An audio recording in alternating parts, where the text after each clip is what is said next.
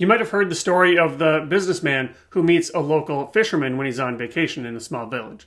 The fisherman catches a few fish, goes home, plays with his kids, hangs out with his wife, takes a nap, goes and has drinks with his friends, plays music, and the businessman tells him that he's thinking too small. He could catch more fish. He could buy more boats. He could hire people. He could build a company. He could get rich. And the fisherman asks, awesome, then what?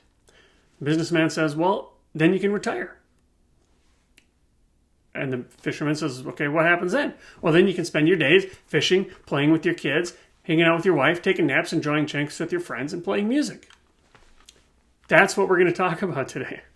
The businessman helped the fisherman get to what he was already doing. So we can always build wealth, and we can grow that wealth with time. But the question that we want to ask is, what's the actual point? What is all this money for? If only to fund the life that we were already living in the case of the fisherman and the businessman.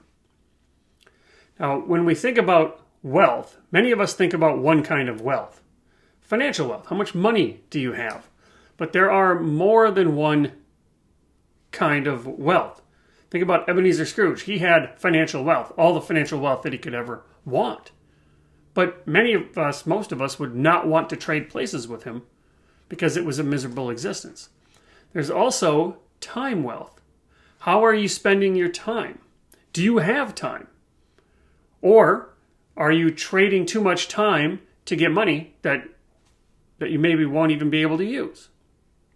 There's physical wealth. All the money in the world and all the time in the world is useless if we can't have experiences, if we're too frail, if we haven't taken care of our bodies, or we waited too long and we start to experience cognitive and physical decline. And there's mental wealth. Mental wealth, that's, am I taking care of myself? Am I stressed out all the time? Am I taking care of my mind? And then there's social wealth. What's my social connections look like? How are my friendships? How are my relationships? Now, there's something more interesting about this, which is to say that one of these funds the other ones. Financial wealth funds the rest of these wealths. So you can think of financial wealth funds life wealth. And you might even say that time could also be in the finance bucket because we use our time to get things. But time stress is a real thing. So money can only help you get these other four things. Money can never be the point. Money should never be the goal. Because money in and of itself is completely worthless. If you were on a deserted island and you had a ton of money, well, but you don't have any access to healthcare and you don't have any access to friends, social connections, you can't use it, it's worthless. Financial wealth can be used to fund life wealth. You can buy time. You can pay people to take things off of your plate. You can use your money to increase your physical and mental well-being and set up experiences with friends and family members.